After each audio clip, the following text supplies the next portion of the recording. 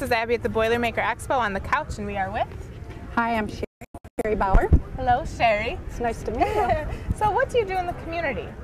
Well, besides volunteering, my job is I am a teacher assistant at a local high school in New Hartford, New York. And I work in a special education classroom with 10th, 11th, and 12th graders. Must be fun. It is never dull. It is never boring. And there's just so many great experiences and challenges, but that's all part of the classroom. Well, where are some of the places that you volunteer within the community?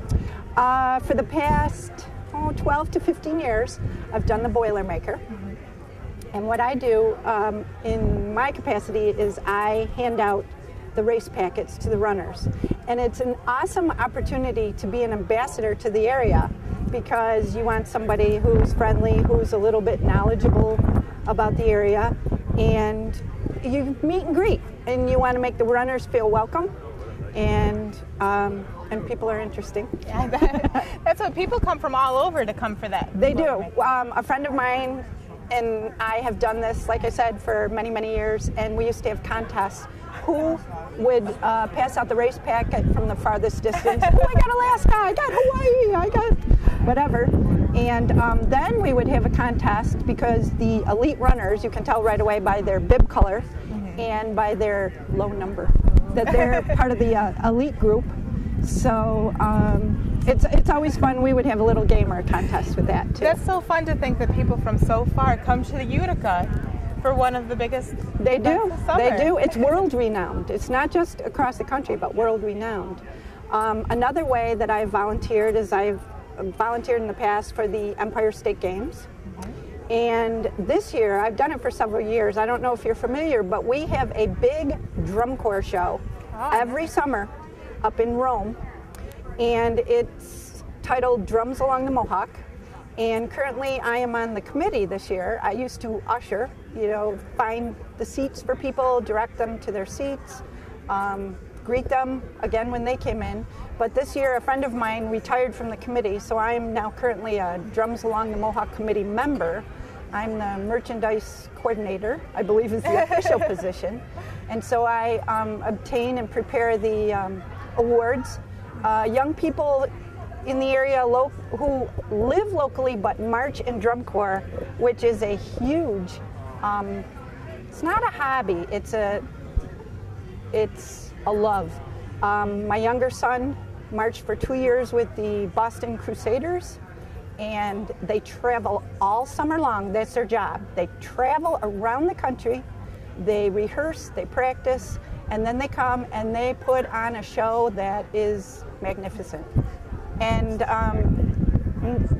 when I was younger, I was in an all-girl drum corps. I'm not originally from the area. I grew up in Rochester. So this was kind of a big change for me.